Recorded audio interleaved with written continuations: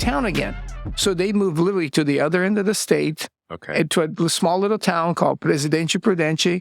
And literally, we were the only Chinese family growing up. And how old were you during that time? I was basically about 2 years old when they moved, okay. 2 or 3. And then, so I grew up not knowing anything other than, yes, there's a few other kids that are Asian, but they're all Japanese.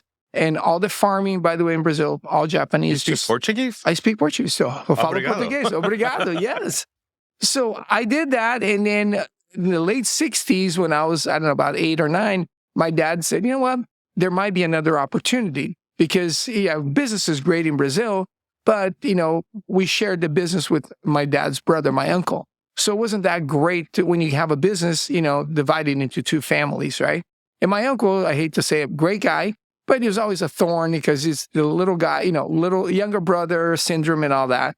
So my dad said, I'm going to be the bigger guy. I'm going to go venture. And luckily, he lands in California, right? So he's working with a couple of... in California? In Anaheim first, right? Okay. And somewhere in that conversation, my oldest brother, who's going to law school at the time, is dropping a coworker off on Balboa Island, which I have no idea how they ended up on Balboa Island from Anaheim. Yeah. And there's a business for sale on Main Street.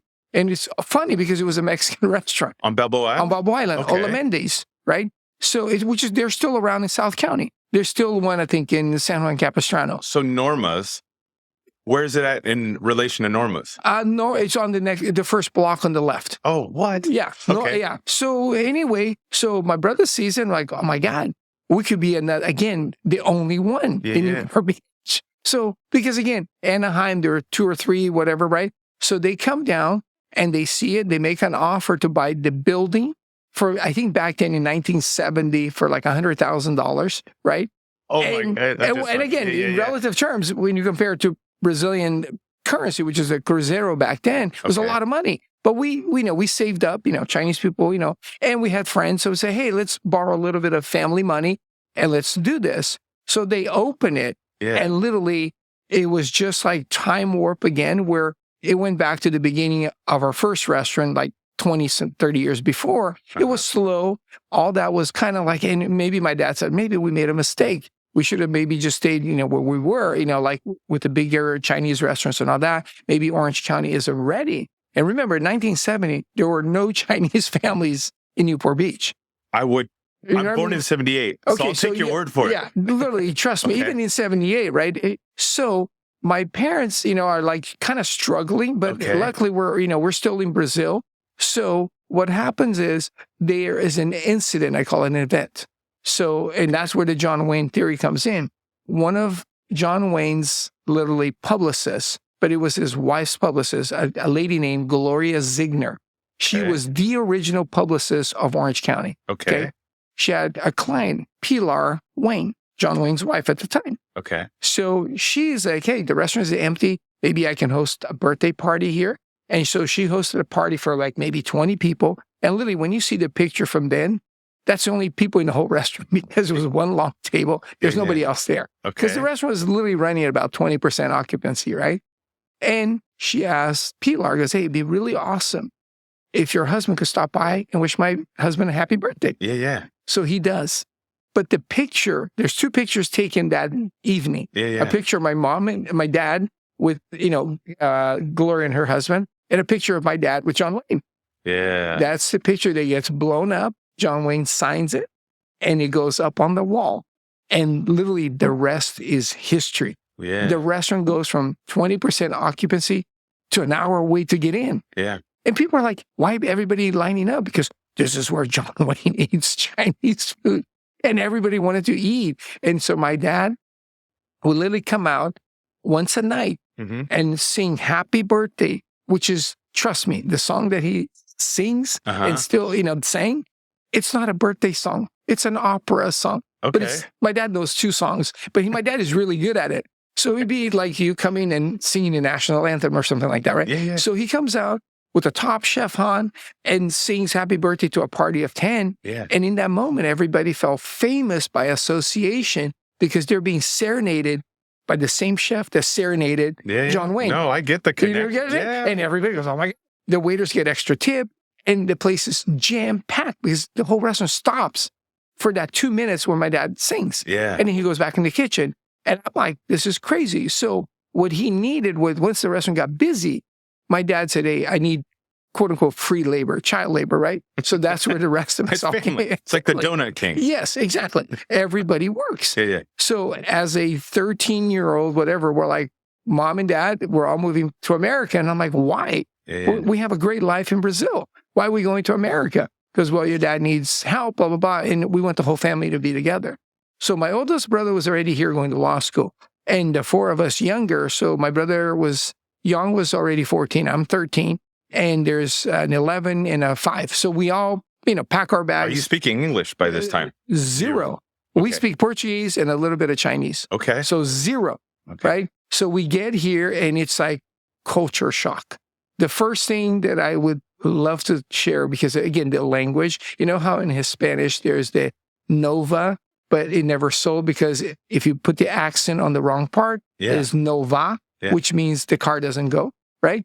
So we get here and my dad's car is a Pinto, Pinto. Oh, I remember Pintos. Right? In Portuguese, it means something completely different. It means a guy's genital. Pinto. It's, with an N, but an N in Portuguese means, right? Do you say it as Pinto? In Portuguese? Yeah. So can you imagine? We're driving in your dad's, right? And I'm telling my parents at home, you're not going to believe this. We're driving in and they're like, what? That's what they call it. Oh my gosh. So that's I never thought about it until you just said that. Yeah. So that was the funniest thing ever. Because I'm like, this is hilarious. And he literally was like an orange little station wagon. And that's what we get picked up in at LAX. Oh my gosh. And then the whole thing starts. And I'm like getting acclimated. And I'm like, this is amazing. This turn of events changed literally the course of our family. Yeah. So the good thing about timing and I call it karma, right? I think about 4 or 5 years after we leave Brazil, right? They have a major devaluation in the currency, which means overnight you're worth 10 cents on the dollar if you're holding Brazilian currency. So all of our friends that were millionaires next day got wiped out. Is that why there was that boom of the favelas? Whatever you want to call it. But the funny part is I'll tell you another story because I remember that incident. And when I was in college, I saw it happen in Mexico. And literally, I took my entire fraternity the night that it happened. We bought 30-some cases of alcohol for our parties for 10 cents on the dollar before they got readjusted the next day. That's how what happens because the dollar stays, but the local currency gets literally wiped out. Yeah. So if you're holding local, you get wiped out. If you're holding hard, and you can exchange it as it happens, you will get 10 times what you're worth. So the people that had hard currency went up 10 times. The people that had local went down 90%. So do you invest in crypto? I mean, this is kind of the same thing. Precursor to crypto. Yeah. So anyway, we're here. I'm learning English, right? And I struggle through my whole thing because, that's a whole different story. But that's the theory that I always said. In my business, one day, I'm going to find me a John Wayne because celebrity sells. Right? It's branding. It's lifestyle. It's culture. Culture, right? Everybody wants to do what Michael Jordan or whoever it is right? Yeah. Ultimately, so I thought when I opened Wahoo's one day, which, trust me, it wasn't my idea, right? It was just my brothers and I were thinking. What was the first one? It was right there by Billabong, where Hurley is right now, on Finch Avenue. Oh, it is? Yeah, the Costa Mesa stores, the original location. That's the first one. Yeah, okay. Because I went to high school at Estancia High School just down the street. Okay. Right? So I knew that route. Everybody went. That was the back way to go down to the beach because it was Newport Boulevard or you came down Superior. That's right. The back way. Over by where the hospital's at now. Yeah. So that was the back way. So everybody that lives in Costa Mesa, that's the back way. Yeah. Right? So that's what I remember. And so I go, hey, one day, if I have the opportunity. So college, all the fun stuff. My brother's getting ready to graduate, and we're like, it'd be kind of cool to do this, our little deal together because I wasn't having much fun in corporate anyway, right? And we said, but you can't get in the action sports industry because you know what it takes? You either have to be a former aspiring, a former pro. It's an interesting world, or you got to be best friends with one. Yeah. Because you got to have street cred. So if you were not on the cover of a magazine, if you weren't dropping in a pipeline. I was a former pro motocrosser. Not a good one, but I was one. That's what I'm saying. Yeah. But like Pierre, all these guys were former pros or aspiring, or they were best friends with. Placentia. So Volcom. Was Volcom there with That Remy? was Quicksilver. That was Quicksilver. Back then? Yeah. Okay. So this is where everything is. So, and again, O'Neill's Southern California headquarters was down the street. Vision Streetwear was down the street. Wave Tools was right there, right? And there were a bunch of other brands that are long gone. Right. Trunks, the volleyball company from the 90s. Sounds familiar. Yeah, volleyball, they were long gone. There's a bunch of those guys. I'm trying to think of, anyway, I'll think of Paul Frank. Paul Frank was started there. Same thing. Everybody was in my backyard. Black Flies. I mean, this is all. Well, I remember Black. Yeah. This is where everything. Notorious. Yes. So I was there because literally Dan Flecky and Martinez that started it, Dan made all our original stickers. So I was at Black Flies all the time when they started. Ground zero. I was ground zero. Before anything was happening, this is where everything was happening. That's so interesting. But it wasn't like premeditated. It was just. I just said, you know what? I saw that there were a few. My kid brother Ed knew Mike Lesher, the head sales guy for Billabong. Okay. My brother also knew Bob Hurley because Hurley Surfboards. He knew Sean Stussy because my brother worked at Newport Surf and Sport back in the 80s and 90s. Which is what Jax is? Well, Huntington Surf and Sport. Oh, because it was Newport Surf and Sport, Huntington Surf and Sport, Laguna Surf and Sport. So they were the original, but it started in Newport. Yeah. So my brother worked on Balboa Island, the surf and sport on Balboa Island. And he sold all of these guys as surfboards. Tim Pony, Russell. I mean, all the surf. My kid brother, for some reason, as being the only Chinese kid working in a surf shop, all the moms trusted him. Why? Because he looked honest. Really? As opposed to another surfer kid that was trying. Because at the time you had Fast Times. Yeah. So the moms. Interesting. That's an interesting cultural observation. You know what I mean? They're like, hey, the little kid wouldn't lie to us. So he's going to give the best advice to my kid. And my brother would sell like literally surfboards hand over fist over everybody else. And is that true to his demeanor and everything? He was a great guy because we're honest, right? So we're like, hey, how tall are you? How much do you weigh? Because surfboards are based, on your dimensions. I learned that the hard way. Right? Yep. Yeah. It's something that looks good. This may not work for you. It feels good, but you want to be cool on it, but you're not going to catch a wave. Exactly. Yeah. So my brother was really good at that. And again, we were not that good of a surfers, but we just knew enough about it. Yeah. So I said, well, if we can't work for the action sports, what's the one thing we know how to do? Well, we've been in the restaurant our whole life, so let's open a restaurant. And my brother and I goes, this is what we love because going to Mexico, surf trips, fish tacos, all that. So the black beans and white rice is Brazilian. Brazilian, yeah. Not Mexican. Because I always wondered that when I first started going, as I told you, with like Garth Tarlow and it was Mike Parsons to the one in Irvine, I was like, this isn't Mexican. And because of it at that time, especially, and that was in the 90s even. Yeah. It was different, but it was amazing because nobody else had it. Exactly. And it was healthier. Yes. Way healthier, way less calories, all the fun stuff. Yeah. Right? So we blended. But it tasted good. Yeah. That's the beauty. So the Brazilian culture, the Asian culture, we put it all together because, again, I don't look Mexican either, right? No. So we pulled it off. And when I started, I had short hair like every other Asian kid. I'm like, dude, we got to find a way to kind of fit in. Yeah. So as time passed, I started letting my hair grow. And all of a sudden, which is funny, there's only one ethnicity of Asians that are cool in the entire world. You know what that is? I'm educated. You can show up as a kid. Asian kids show up to a new high school, whatever it is, near the neighborhood. Okay. It doesn't matter if you're in the Philippines, Japan, Korea, and you're a dork. As soon as you say you're from Hawaii, it's totally cool. Yep. Hawaiian are the only cool Asian kids in the entire world. It doesn't matter if you surf or not. Right off the bat, at least, yeah. Just right off the bat. And then he goes, well, if I got to do that, well, we better get better at surfing, right? Because so everybody assumed we're from Hawaii. All of a sudden they went, and when they found out they're from Brazil, that even made it better because the story then really goes. And I remember literally going into our first summer, right? I said, we're going to do this. We got to get the surfing thing behind us, right? Because we're themed, we're this and that, but we don't have it yet, right? So I went to Mike Lesher because Mike Lesher was my little brother's boss back at Surf and Sport. I says, I got this cool little ad. We're going to spend all our money we have on one ad for the first ad we bought.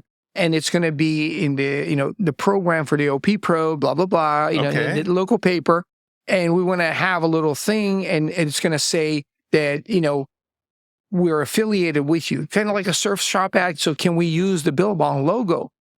And Mike says, no, you can't use our logo. You're not a surf shop. Paul Nadi was the owner at the time. No. Bob Hurley was. Billabong. Billabong, because before he started Hurley. Oh, I didn't know that. This is 89. Okay. Yeah. I'm getting education today. That's okay. He didn't start Hurley until almost 2000. So when it happened, Mike Lesher says, you can use our logo, but how about you be our official restaurant?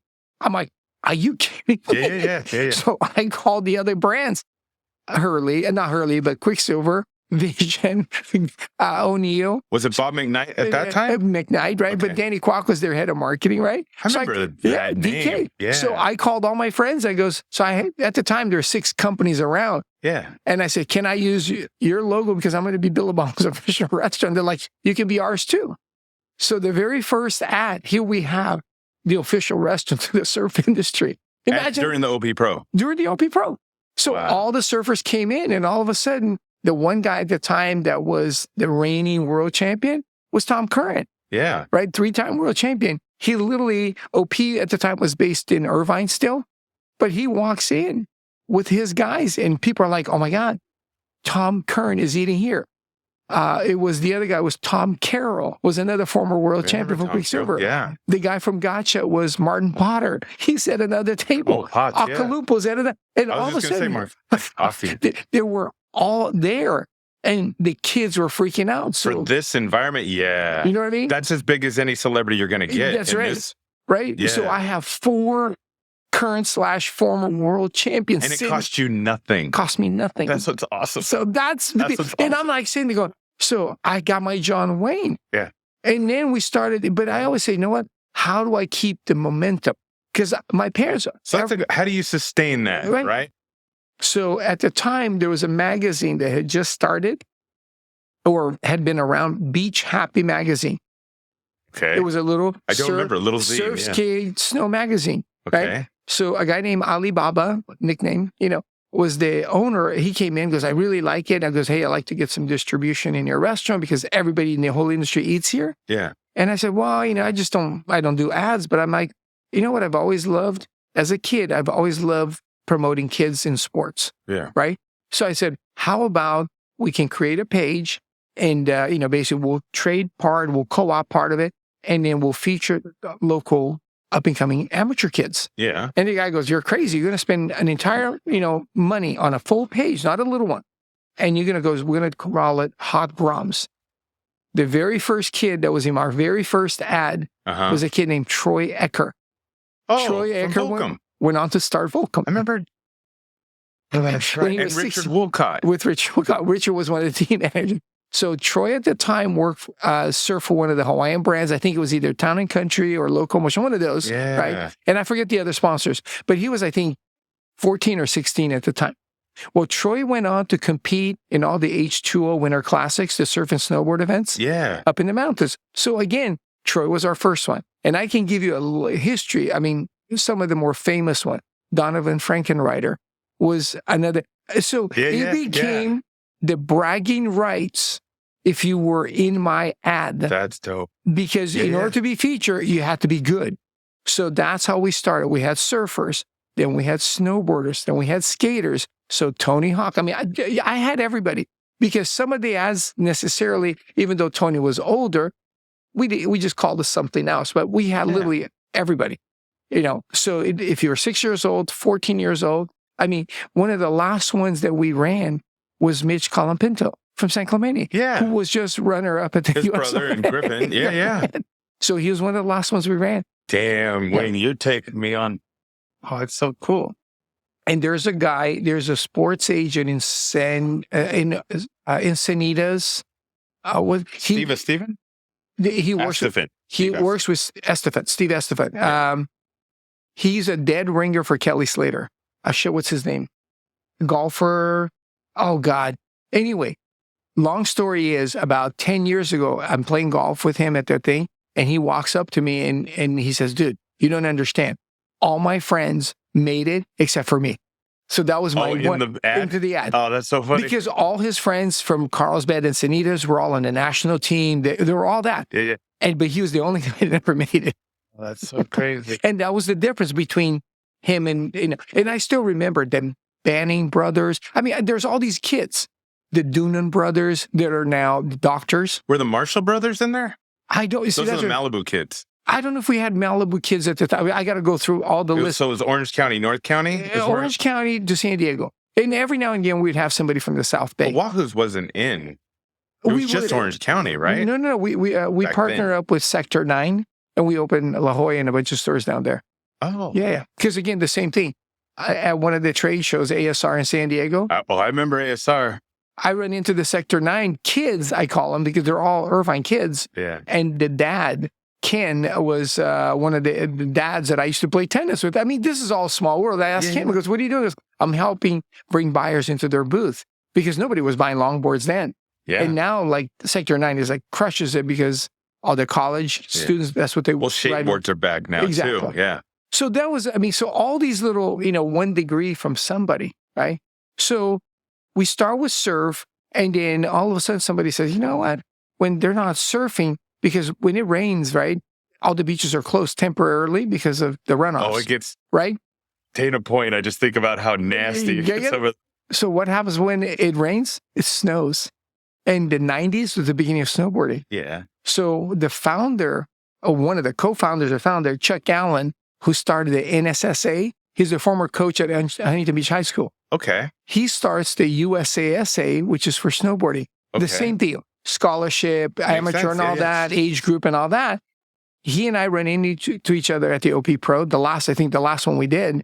He goes, Wayne, how'd you like to help me out? I'm like, what do you want to eat? He goes, you do, these events, can you do snowboard events? I'm like, sure. And I hadn't snowboarded because, again, growing up in Brazil, there's no snow. Oh, I get it. Right? So I had no idea. I'm like, dude, I don't snowboard. What am I going to do? Because, well, maybe I'll try, right? So I'd try, and I literally almost kill myself. I heard you get broke the first few times you're learning. Yes. Oh, my God. I was never so much pain my whole life. Could you skate? No. And again, there's no skate. We had clay wheels in Brazil. All I ever did was surf. Okay. Because, again, skateboarding was like, there's no skateboarders. Even when you came over here? Yeah. Did you skate at all? I tell a couple of times, I'm over that whole thing, right? I can get from A to B, but I don't skate, right? Okay. Yeah. Not like the real skaters. But I surf, because surfing, you fall in the water. It's okay. You don't get hurt in relative terms. You can drown. It's different. Yeah, it's different. You can drown, but if you're a good swimmer, you don't worry about that, right? So I didn't worry about surfing. But skateboarding, a couple of times, I'm like, I'm kind of over, other than going from A to B, right?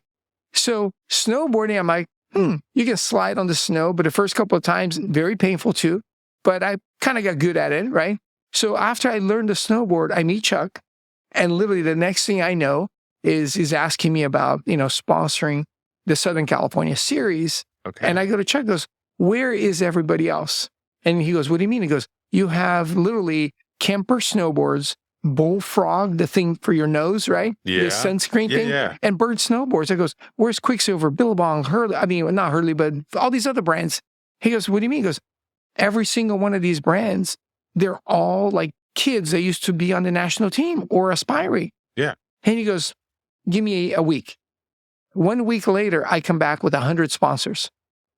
So Chuck goes, how'd you like to be our marketing director? I'm like, sure. It's a volunteer position, doesn't get paid. So I brought all the swag for the events, because amateur events, what do you get at an event? You don't get money, you get trophies and swag. Yeah. Snowboarding is the same thing. We gave out medals and swag. So I brought skateboards, snowboards, everything that we could give away, because I had access to all of it, because they're all the brands that come to my restaurant.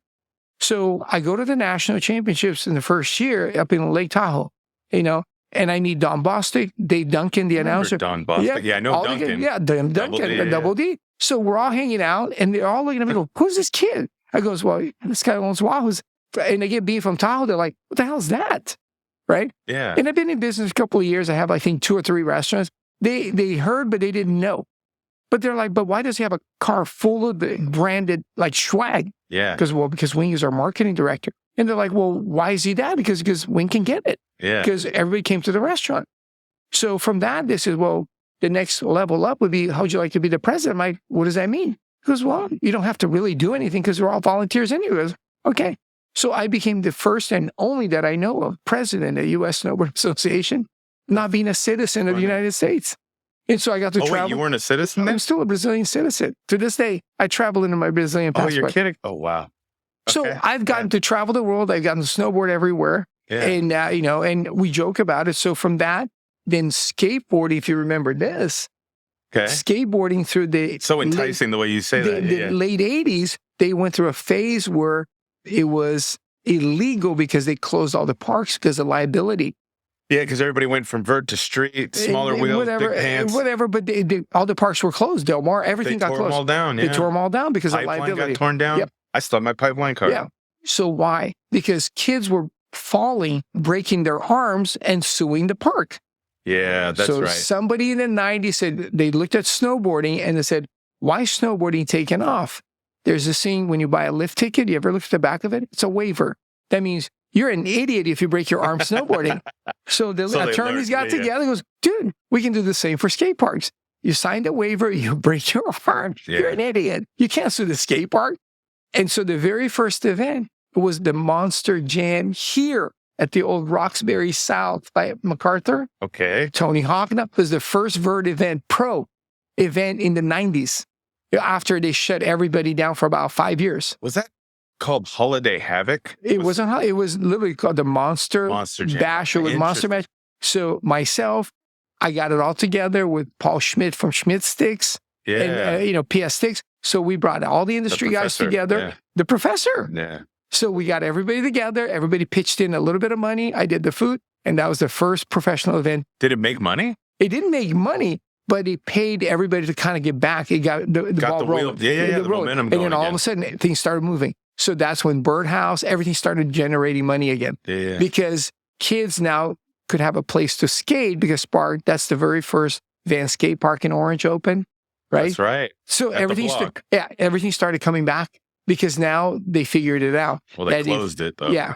Oh, I know. But that was back then, So all of a sudden, this whole thing, surf, skate, and snow is beginning, right? And then you talk about another incident is the Hansens natural sodas. I remember those. Remember those? Before it became Monster. Before it became Monster. Yeah. I was there with the original guys, Hilton and Rodney, when they were a startup. So one thing led to another. They started Hansens Energy. Yep. Nobody would take it because it was contradicting because Hansens is healthy. Why would I drink it as an energy? And so literally we would go to these events. That was before Red Bull. No, Red Bull's already in America. They were starting to come with the vans and the cars and everything? Yeah, they're already coming, but it was still relatively new, right? Yeah. So all of a sudden, we talked about one of the first events we did together as Hansens, right? It was the first freestyle moto event in Lake Havasu, with Travis Pastrana, this whole thing. So now now we're getting into moto because we surf, skate, snow, we got BMX already, now with moto.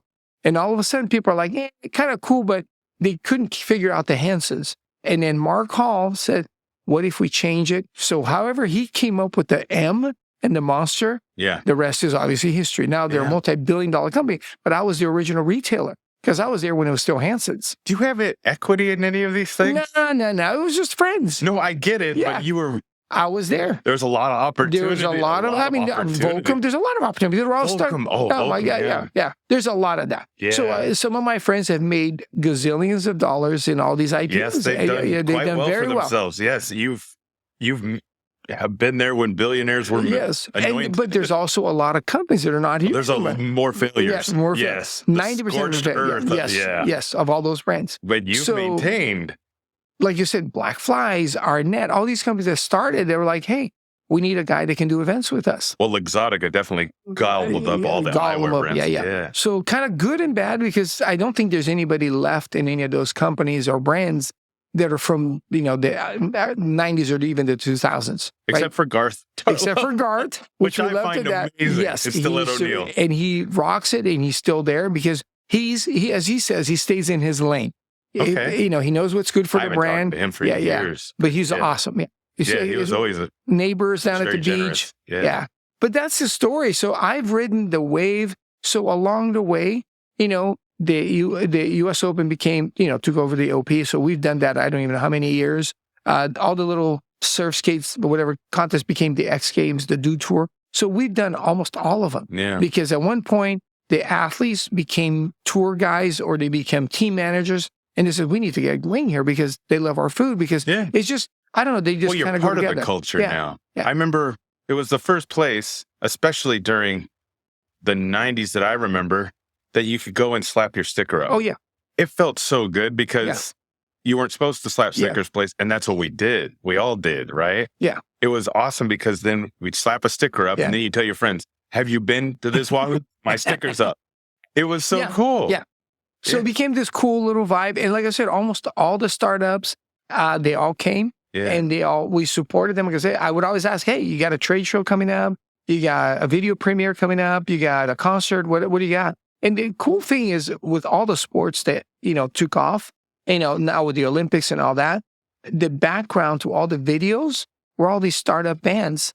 Blink-182, one of them. That's right. You were definitely part of Warped Tour. Yeah, Warped Tour. I've done a million of those. Lollapalooza we've done. Ohana, Coachella. Oh, yeah. So we've done a lot of them. So the cool part is these garage bands are touring the world today. So coming in, I think this fall, Common Kings are going to get ready to go on tour. We just did the event at the party at the Did US. Did you ever deal with ICP? Insane Clown Posse? Yeah. We didn't do it with those guys, but I'm sure that they were somewhere where I'm sure there's like 1 degree from you. But the Dirty Heads are good, the Wheeling Brothers, So Did you do Social D? Social D, yeah. I mean, we've done a lot of these. And there's some, I call it big bands, that I call it a big drill car. They should have made it, but they're still a local, folk, whatever. There's a lot that, Common Sense from Laguna. So there's a lot that are right there, but they never cross the threshold. Yeah. But, what do I do? It's not my department, But I've been there with them, I've done Doheny Blues, Doheny Days. Food's an amazing equalizer, is it not? Yeah. Food and beverage. Right. If you got beers, tequila and tacos. You guys don't serve liquor at any of your locations, Oh, we do in a few locations. Oh, we have full bars, yeah. Has it been like that always? No. On the last 15, we have a few. Yeah. But out of state, like Vegas. Finance the growth. Basically, 1 store to 2, like internal cash flow. Because of cash flow, you were able to do it. Yeah. So really? we don't, like basically the brothers, we own the whole, our base. Yeah. And then the franchises, we have a few out of the area. Franchise. Yeah. Out of the area, like Colorado, New Jersey. Okay. We lost Hawaii to the pandemic, but we got a store in Japan that crushes it. Where in Japan? In Tokyo. In Tokyo? Yeah, in the floating island. And the funny part is it's, it's a man-made island, whatever I don't even know the name. I know it's in Tokyo, right? But because the gold medalist from the Olympics, the girl that won the skateboarding. Sakura. I think it's Sakura, right? She goes to the restaurant. And again, that little thing turned, because the store always did okay, but having her show up. It just did it all over again. Again, you can't make that up. So that's how you sustain. It's just that the next generation adopts it as part of the culture. Yeah. And right now, like Kanoa, Kanoa's dad's best friend is the guy that runs our franchise in Japan, Yoshi. Okay. Yeah. So when Kanoa's here, I mean, for those who don't know, Kanoa Igarashi. Yeah. He just took 3rd place, at the U.S. Open because in his heat, he got skunked on a bunch of waves. But as life happens, Well, that spot's definitely had its fair share of controversy. Because I remember Kelly Slater and Shane Beshin having that moment. But you've also been here for the riots. There's a lot of history there. A lot of history. Do you have a place in Brazil? No. How is that possible? It's just one of those where a lot of Brazilian skaters, surfers, they come in and once they figure out. Too. Yeah. Surfer, yeah. I mean, do you know Gabriel Medina and Idolo? I don't know them as well because when I see them, it's usually in a contest environment, and I don't feel like like jinxing them because it's usually like right before their heat, because I'll bump into them, and I'm just like, what, I'm gonna let it be. But where I see the skaters, it's more like in the hospitality at the X Games, and I know they're not competing at that moment. Yeah, so I can talk to them. That's right. Yeah. I remember being at. When it was, because they've called it so many different things in San Clemente at Trestles is Boost Mobile. Oh, yeah. You would always cater those. We've done the Boost Mobile. We've done a bunch. Yeah. Last year we did the WSL finals. Yeah. Did you? Yeah. So again, it's just fun. We get to be there. Last year, literally, I was there right during the finals before Gilmore and whatever one. I'm there. That's right. I'm besides the finalists, I'm the only other guy in the booth. Why? Because I'm doing the meals for them. That's right. It's so interesting, man. So the obstacles that you had, it just kind of seems like it naturally solved itself because you were moving in this direction? Yes, because I always said, how do we make it work? Yeah. As opposed to, I can't do this. Like, right? what were things that happened during that time? Because there had to be bumps. Oh, there are so many. You So, know, like, what? Well, the very first bump, I'll tell you, Yeah. like 35 years ago, the very first time I did an event for Billabong, at the time, I think it was Paul Gomez, I think was the team manager. Oh my gosh, I remember that. Right? Yeah. He's still around. And and it was either him or one of the other guys said, we don't have any money for hospitality for the surf contest. Okay. And I said, well, I know you don't have money, but you make T-shirts and shorts and hats, right? And they go, yeah. He goes, how about we just trade? And they literally look at him and goes, what are you going to do with $1,000 worth of stuff? Yeah. I goes, well, I got vendors. I got employees. And they're like, game on. And this is before eBay. And it was way before. So I traded with my vendor. He goes, hey, I need some chicken. I need some fish. I goes, I'll give you some T-shirts and hats. Everything had tags on them. Yeah. They're all first. No and second. then you sold them at full markup, right? I didn't sell it. We just trade. I would just trade for protein so I could do the event. Yeah. So whatever my cost was, I goes, I'll cover my labor. And even my labor guys, I goes, hey, the extra time, I'm not going to pay you. Then, you know, I could get away with it, but I'll give you some uniform. Which they'd love. Yeah. So everybody got T-shirts and shorts. Yeah. And when I went to Quicksilver, the same thing. He goes, we don't have a budget for that. He goes, just give me T-shirts and shorts. I'm like, okay. Barter is amazing. We barter like crazy. Yeah, no, you have and to. That's why like the Black Flies was so popular, because Black Fly had the best trade, because a box of sunglasses was the equivalent of like a box of T-shirts, right? Yeah. Because they were like $60 a pair. But 12 pairs was like $600 or something crazy. And at the time, yeah, they'd be 120 today. Yeah. Easy. So I would take that and I trade with my beer guys. So that's why at Black Flies every Friday, there would be like, oh my God, there's Tecate, there's Rolling Rock, there's all the beers here. I remember having a sunglass sponsor. It was like having currency. It's the best thing because you don't have to have sizes. No. It's male or female, and that was it. You could get into so many things. You could have a great night with just one pair of glasses to the right doorman. Right. I remember. Remember that? Imagine with a box. Yeah. Oh, he'd be a hero. Are you kidding me? So it was food and beers every Friday when they have a skate session and their quarter pipe in the back. Yeah. It was hilarious. It's so, yeah. Oh. But people don't understand that from the outside looking in. No, because they're just doing, well, if you can't pay me, I'm not doing it. Yeah. Instead of thinking about how to make it work. You know? Yeah. So you couldn't learn that at school. No, they don't teach you that in school. So I've always said, hey, how do we make it work? Yeah. So don't take no, just say, hey, how do we come together? Because I knew that by having food at these events, the event would be better. Because once you have 2 beers, you're going, oh my God, there's no food. I'm going to leave. It's true. Right? Yeah. And they say that with food, sampling is your greatest marketing. Because if they like it, they'll come back. Especially in the right environment. Yeah. Because here you're having the best time. You're tied that experience. The music, everybody's just jamming, everybody's having fun. You don't want to leave. And then, oh my God, there's food here. And it's comped. So when we would always want to meet at a Wahoo's when we were younger because we'd like the vibe. Mm-hmm. Even if we didn't have much money on us, we wanted just the vibe. Because it felt, because especially at that time too, it didn't feel like we were embraced much. No. Especially skaters. Oh no, we're all the outsiders. Oh my gosh, yes. And so you feel like an outsider. Yeah. Very much so at any other place than being there. Yeah. So it was like second home. So it was either the place you came before you went to your surf session or afterwards. Yeah. And you'd be sitting there, goes, oh my God, did you see that one wave I got? So you'd be like sharing and enjoying the meal. So now it's just kind of like in your head. Every time you talk about the surf session or the skate session, without being at my place, it just didn't feel right. Yeah. Because it's the food, it's the whole vibe. Well, what's interesting is that it stayed cool. Yes. Throughout the years. Yeah. A lot of things don't stay cool. Cool's hard, right? Yeah, cool is very hard to do. But you're not trying to be. It's just you're of the culture. It's the culture. Because even as we get older, because here's the funny thing that happens, right? We spend the first 21 years, especially females, first 21 years of our lives waiting till the day you turn 21. Then you spend the next 80 years trying to stay 21. Yeah.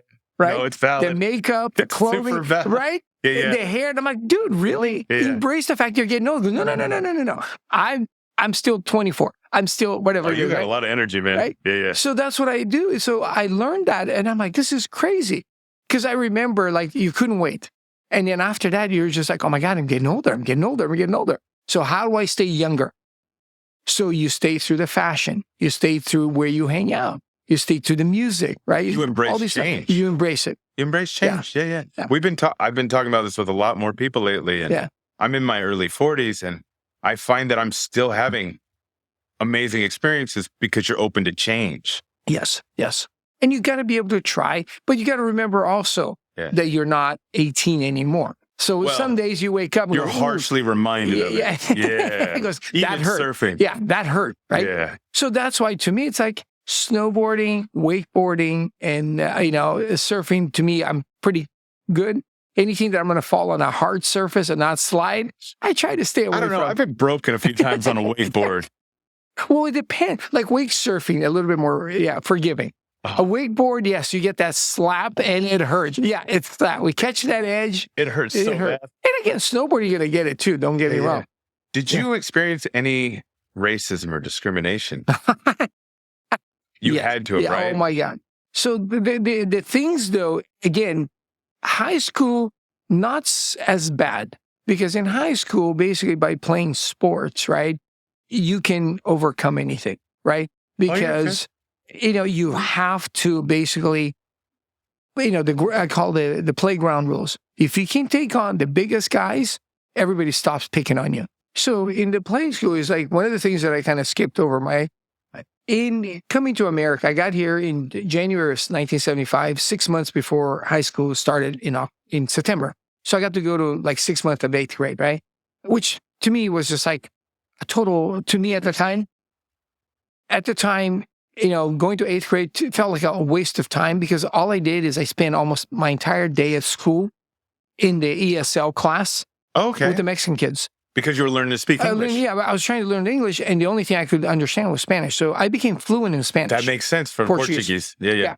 So I couldn't understand, even like by June, before I went to summer school, right? Before high school, just to try to catch up. Yeah. And the same thing, I just couldn't figure it out, right? Okay. So at the time, basically my counselor in junior high said, try playing a sport so that you can learn English. Okay. And I'm like, what do you mean? He goes, anything. I goes, soccer? And I goes, no. And I go, why? He goes, even though I'm from Brazil, I'm going to play soccer with 7 Mexican kids I already hang out with all day. So that's not going to work. Yeah. And they said, well, there's another sport just like it you should try called water polo.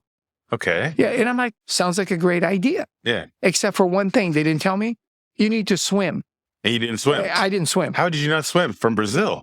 It's a long story because I didn't grow up on the beach. I literally grew up 8 hours from the ocean. I lived inland, right? And of all the sports I played as a kid in Brazil, I played baseball. Okay. Random. We were the perennial Little League champions of Brazil just because all the Japanese farmers play baseball. Okay. Long story, but that's what I played, right? Okay.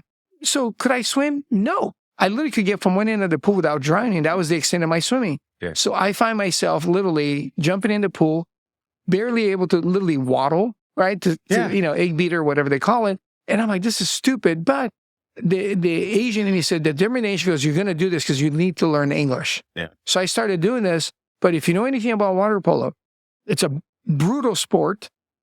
Contact. I don't know much about it. I can imagine treading water for extended time. Beyond dirty. It's like wrestling combined with hockey combined with... You don't really see what's going on underneath. It's dirty. Really? Oh, my God. Pushing, shoving, holding, kicking, everything you can think of, right, to survive. So I was the smallest, slowest, didn't speak English player on the team. Okay. And on the depth chart, I was dead second to last. On the what chart? On the depth chart. Oh, okay. So 7 players play at a time. Okay. There were 32 kids on the freshman team. Okay. I was number 31. So I'm like, this thing sucks. So luckily for me, in 1975, there was a very cool black and white Western on TV called Kung Fu. You got to watch it sometime. You can watch it on YouTube, whatever. And in it, it's about a Shaolin monk that gets picked on the entire show. And at the very end of the show, he basically beats up everybody because he knows Kung Fu. Yeah. I'm like, shit, I'm going to try that. And trust me, I don't know Kung Fu, right? But nobody knew that because in all of Southern California... That was the stereotype. Very Asian kids are 2 things Asian kids can do. Either really smart or they know Kung Fu. Well, I remember Enter the Dragon, and then Channel 9 used to play old Kung Fu movies back in the day. That's what I'm talking about. Yeah. So they didn't know. So if there was... And again, in all of Southern California, there's 4 Asian kids playing water polo. The assumption is, right? The other 3, trust me, they were really good. They were swimmers. They were, but I couldn't swim nearly as fast as those guys. And I wasn't as big. But I figured, well, what the hell? Hit first and see what happens. Well, I got the tar beat out of me most of the time too. Yeah. But I managed to hit first, right? So I got a lot of stuff. So I was able to play 3 years of varsity after my freshman year, which is crazy. Okay. Because I was known as one of the dirtiest players that ever played in high school. You're playing hockey. Everybody else is playing water polo. That's right. Damn. So that's what I did. So that's the reason, right, that I survived it. So in high school, it was relatively easy. Yeah. And I was, in my head, I go, dude, there's like 4 or 5 Asian kids in my whole high school then. Yeah. And I'm like, how am I going to date a girl? There's no Asian girls to date. So I found myself dating American girls, right? Yeah. And of course, my mom and dad did the reverse. Goes, why can't you date an Asian girl? Goes, Mom, there are none. Yeah.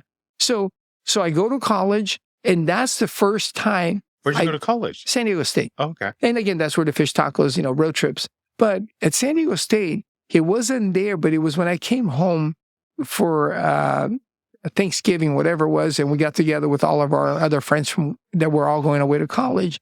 And somewhere in the conversation, somebody said, oh yeah, fraternities and sororities. And again, being from Brazil, I had no idea what that was, right? And somebody literally says halfway through this, he goes, oh, it's not for you, Wayne. And I'm like, what does that mean? Yeah. What do you mean it's not for me? He goes, well, and without saying it, basically, because you're Asian. And fraternities and sororities are for white privileged kids. More, yeah. Predominantly, right? Predominantly, they are. And for the first time, I said to them, what are you guys talking about? And these are my friends from high school. And all of a sudden, I'm like, dude, I played water polo. I do everything I want to do. And I'm actually playing water polo at San Diego State, right? So I've talked to my buddies from San Diego State. I'm talking about, dude, spring semester, we're all going to do it together. So we got together. And to be a member of a fraternity, it's about your social skills. Very much so. Right? Yeah. You have a game. Right? How pick up lines. What do you do to, So luckily, when you talk about, the thing I blessed my girlfriend at the time, her and her 30 plus girlfriends happened to be the hottest girls on campus at San Diego State. So I go first night, the brothers come in and they all give me the whatever. Yeah. And they see a group of girls and they goes, well, go over there and see what you got. And I say, well, why don't you come with me? And they're like, why? He goes, I'm going to introduce you to the girls. So all of a sudden he goes, hey, this is Tom, blah, blah, blah. And then there'd be another group of girls. I go, come on. And all of a sudden after the first night, all the brothers are like, this Asian kid knows all the hottest freshmen. Yeah. He doesn't need a pickup line because he's already friends with them. You've been a hustler since day one. It seems like out of necessity. Right. So but you can't teach that. You can't teach it. So then all of a sudden, my friends are like, the first night, a kid that I didn't know, Brian, is the first kid already getting asked to join. Yeah. The second night, literally 2, 3 other of my friends already getting asked to join. Right. So the first 4 guys are like 3 are my friends, 1 I don't know. I'm the 5th guy on the next night to join. And everybody said, dude, it's going to be until Friday before they even look at you. So it's Wednesday. I'm already in the fraternity, right? On Thursday night, Kevin, the last guy from our group, is like, oh, can we go over to the other fraternity? Because I'm not sure yet. I go, dude, I'll go with you. I already have a pledge pin. And all the guys goes, dude, we were going to offer you a thing. Goes, I'm sorry. I'm already a part of another fraternity. And 20 minutes later, Kevin goes, I'm out. Let's go back. I'm going to be the 6th guy. So the 5 of us friends been friends since 1980. Oh, that's amazing. And 20 guys later, and all these parties and all this, people look at me and go, you got to be a member of the biggest fraternity on San Diego State. Go, how's that possible? Yeah. And I'm like, I don't know what you guys are talking about. So from that moment, I always say, that's all you're going to use is that Asian card on me? You're crazy because you got nothing. Yeah. Because I'm going to come in at you from 20 different angles and I'm going to take you out. Yeah. And I've always said, dude, bring it, right? Because I don't care about your size. I don't care about anything you have. It's all about, it's me and you, right? Yes, you may have more money. Yes, you had a bigger car. Yes, you have, who cares? Yeah. But this is right now, it's me and you. Yeah. Right? So I've always taken out challenges. And the reason I started Wahoo is because eventually I did run into it again because being in corporate America, that's what I said, you know what? There's this thing called age and race, right? Yeah. And I finally got it and I goes, dude, this isn't cut out to be, what I thought it was going to be. And the opportunities are not there because they're not ready for us. So and I told my brother, goes, hey, what are you thinking? He goes, why don't we do what we know how to do? which is make food. Yeah. So Ed and I said, let's do it. Mingo was still in college, and Mingo goes, you guys go and see what happens. And literally the rest is history, Yeah. Well, one thing we don't have to contend with, so you said age and race. We don't have to worry as much about gender either. 'Cause that's a whole other bias, right? Yeah, but that has changed a lot as well. You've seen it more so than I have, but yes, it's changed a lot. I mean, females in the business school in 1980, there were like 3. Now it's like half of the school is female. So the fact that it's restaurants are, for those who have any knowledge of hospitality, they're hard. They're not necessarily the highest profit margin. If you've read any of the books, I mean, Kitchen Confidential doesn't really talk about the economics. Oh, it's terrible. But there's a couple that do talk about the economics. How have you been able to create? Is it because of the brand and the culture? It's the brand, yeah. If you have a commodity in any business, you're fighting for pennies. When you have a brand, you can charge more. It's an intrinsic value. You've created IP. Yeah. Like you could sell, in my opinion, you could sell Wahoos and license just the logo and the name. Which you do anyway because you kind of franchise it, right? So we do. So that's where so the idea is if you have a brand, you can always make better margins. So I joke about it because the surf industry, if you sell a blank, it's $2. You put a logo on, it's 35. So, I mean, that's as easy as it gets, right? So you learn from that because literally, I mean, the promotional stuff, I mean, you give a kid a hat, they're like, oh my God, you just give me $25.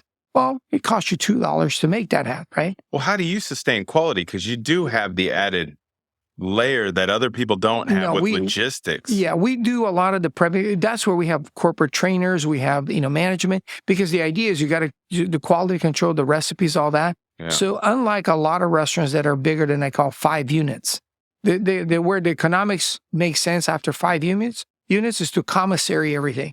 And that's what we don't do. Because you don't want to basically pre-make everything. Yeah. Because a lot of restaurants, I hate to say it, it's heat and go, not cook and go, right? I like to cook.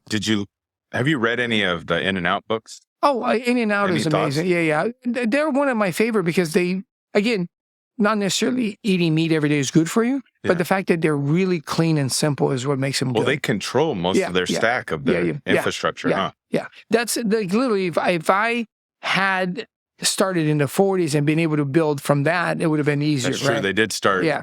A little bit longer. Yeah. And they were very much indoctrinated into things. Yeah. It's valid. And they were very American, milkshakes, hamburgers, French fries. And that's it. They've always stayed true and they've never added chicken. They never added anything. No.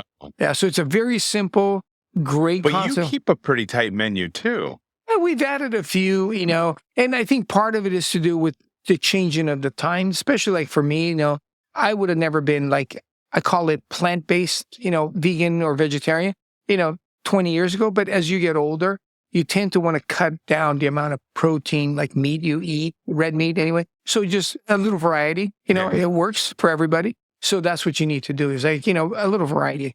Yeah. Yeah. So how do you see Wahoos in the future? Like, what do you want? Well, I mean, I love being a part of the industry, being a part of all the stuff. So one of these days, I mean, people will see me and like, he's still doing it. And I go, I like being out there, So I don't mind coming to the open and, flipping some tacos just because I can, Yeah. But at some point, it goes, it does get old. Meaning tiring, know. But in terms of seeing the reaction from a kid, from an adult, from a mom, that goes, he's still here, right? Well, you've been through generations now. Yes. Oh, I have. I have literally people in their 80s, because remember, they started in their 50s. I have people in their 70s, because I've been in business 35 years. So I get a lot of, and it's super fun. I mean, I just had another family come in from Texas, and literally they were eating Wahoos every night for a whole week while they're getting their fill. And then I got an email from somebody that used to work at Hurley that moved to Idaho, Mark Machado. That just literally, Mark Machado? Not Rob. No, another guy. But I remember him, but he's in Idaho. So I get people from Idaho, Tennessee, and Texas that are like, oh my God, you need to open a store here. So people that know the culture do ask me about it. Yeah. Like if they're coming from outside, they do. They'll say, hey, have you had a Wahoos fish taco? I'm like, yes. That's pretty. So that's been fun. So being in the same sentence as In-N-Out makes me happy, because In-N-Out's such a staple, Yeah. So I have some questions, given your amount of change. Sure. These are future forward questions. What do you think about AI? I think is going to be a part of all this, because right now you're seeing different applications, right? Mhm. One of them, which I can share with one of the stadiums, what they did is if they see you coming in when you scan your ticket, they'll look at you and goes, he's the season holder. He's worth $20, meaning you might just buy one beer and a pretzel. You talking about SoFi? No, I'm not going to tell you which stadium. That's fine. Whatever. Sorry, my but bad. now you give your ticket to a friend. Yeah. Right? Which most of the time, people that are season holders, they don't sell their tickets. Right? Now, your friend comes in, he didn't pay $100, $200, $300, whatever, he didn't pay. Yeah.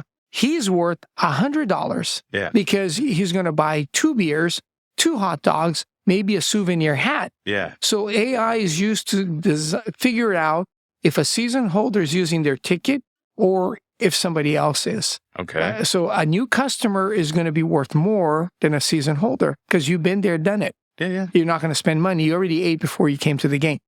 So these are some of the things you're seeing on that front. You're seeing, I think that we just went to a little Vietnamese restaurant in Little Saigon. Okay. That has a little robot. So these are all different versions. A little what? A robot that brings you the food. Oh, gotcha. Right? So there's different, applications right now that technology is making it. You got, these kiosks that you can order the food at. So there's, like I said, there's all different things. Yeah, McDonald's is testing it. Yeah. So whether it's facial recognition, where it's, back of the house, front of the house, there's a lot of things because the major concern that we have is labor is rising. Yeah. So California doesn't make it easy. Yes. So you got also the back of the house, you call it, workman's compensation. You're not going to have any of these issues when you have automation of some sort with AI or whatever combination. So these are all the factors right now that are coming into play. And it's because we, the public, says, well, I want to get more money and work less. I'm like, that doesn't really work, right? If you're going to get more, you're going to have to do more. Well, nobody I know wants to get paid more and work more. They want to get paid more and work less. So that means we're going to automate and use AI to do different things and just, So where do you see human value? I think it's in the creative side. There's a lot, I think, in that and in events because it's the interaction, right? Because you're going to get more referrals when they see you and they like you. It is just human nature, So that's where I see things, where if you got to bring more value thinking, ideas, and it goes, oh, did you think about maybe doing this instead of that, right? So that's where it is. But just being a programmer or a server, those days are eventually numbered because you're going to, it's an assembly line, right? You don't need people on an assembly line. Yeah, because right now there's a huge demand for human. Yes. Because they have to ingest a lot of data. But at some point in time, a bulk of that data will be ingested. Then you can make some changes. You know? Do you like AI and technology? I embrace it, but there's certain things like right now, it's at least 4 years old. Mm-hmm. There's a robotic kitchen that one of our other friends has. Like a cloud kitchen, but it's all robotic? Yeah. But they've only done it for testing right now where they can cook anything. Interesting. So it's like there. anything? Well, you program the recipes and they can do it. Damn. So it's there. Yeah. But again, it's not cost effective yet. But with the labor keeps rising, it will become cost effective very shortly. Yeah. Yeah. All right. Yeah. So it's just a matter of time. It's just us being, if we think we're too smart for our own goods, we're going to be too smart for our own goods. Yeah. I mean, think about it. I think 20 years ago, when, everybody turned, the whole thing, the programmers started going to Pakistan, India, all There's a lot of offshore. Right? Yeah. A lot of offshore, like even in Costa Rica, right? So what happened? Well, you can pay somebody there $10 an hour, not $50. Why would you want to do it? And they have the same degree because if all they're doing is punching, not creating, then anybody can do it.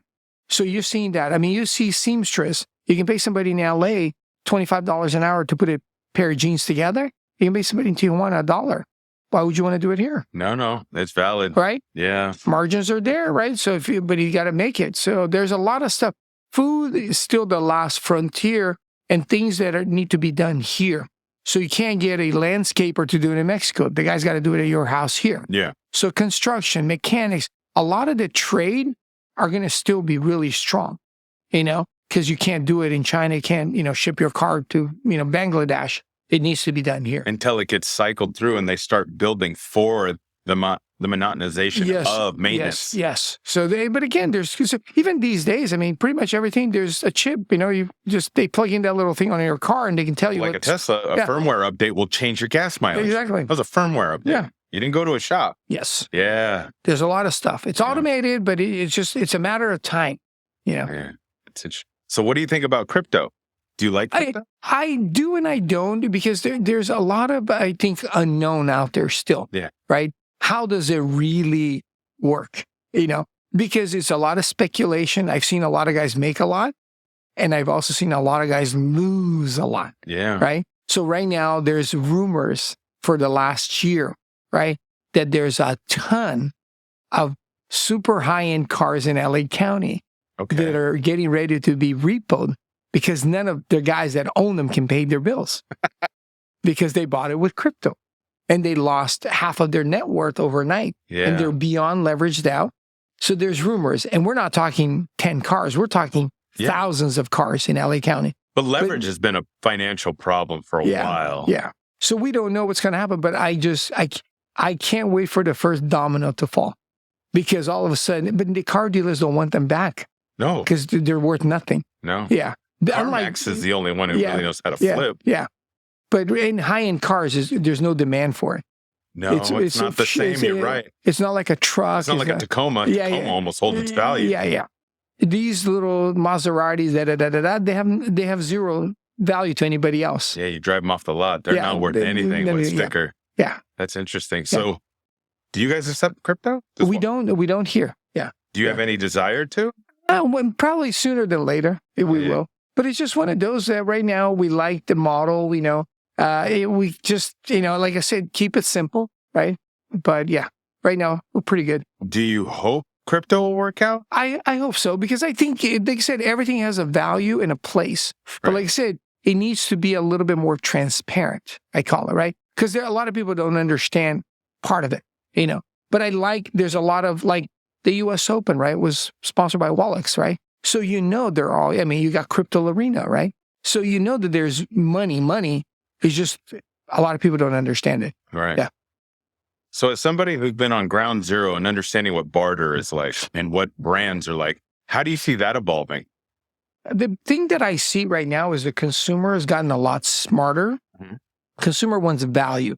So you look at a retail store, right, anywhere in the world, and you don't go there. And people look at you and goes, dude, are you crazy? Why pay full retail?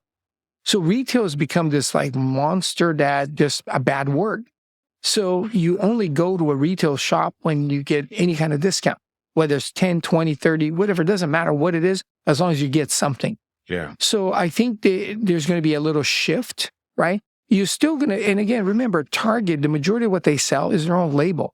Yeah. So even when they're discounting it, they're still making a pretty good amount of money, right? Not perfect money, but pretty good, right? But they still, unlike a manufacturer, they still have the overhead of a retail space. But as being, I call the anchors in most of the malls, these guys pay the least amount of anybody anyway.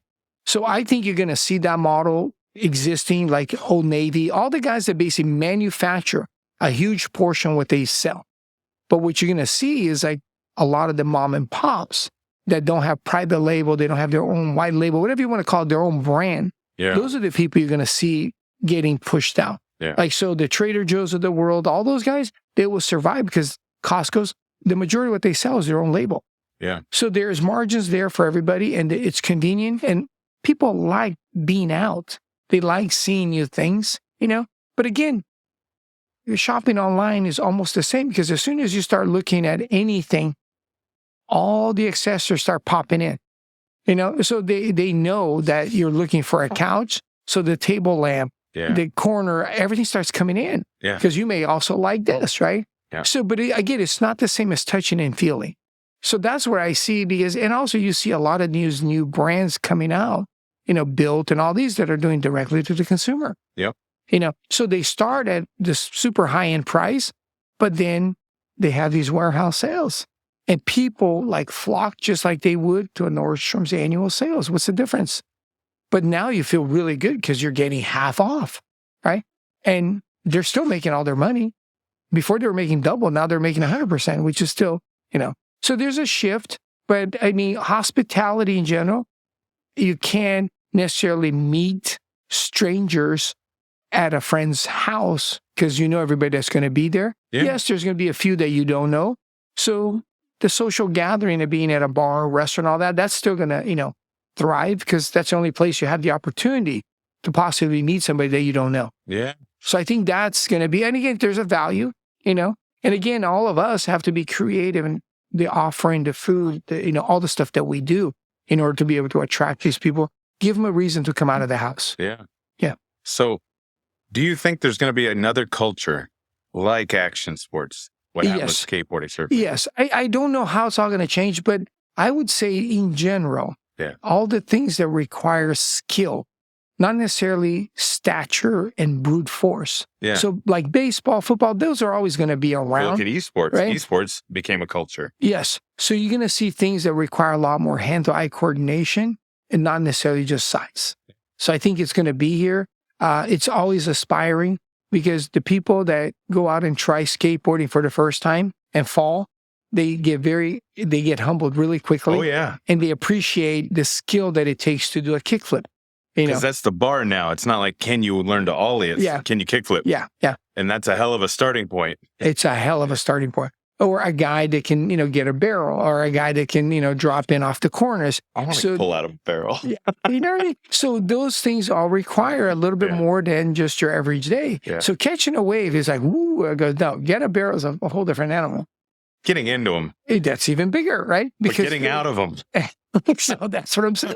It requires, right? Yeah. So there's a lot to be said about it. So there's a lot of, respect. And again, with the fact that it's in the Olympics, it changes everything. It does change everything. You know what I mean? Because in the old days, people are like, oh, who cares? Yeah. It's like the kids that couldn't do the real sports. Yeah. Now it's pretty legit. Yeah. Well, thank you, Wing. Hey. For those who are listening, the store's just about to open up, but I appreciate you. Thank you for sharing. All right. Thanks, man. I'll see you soon. All right.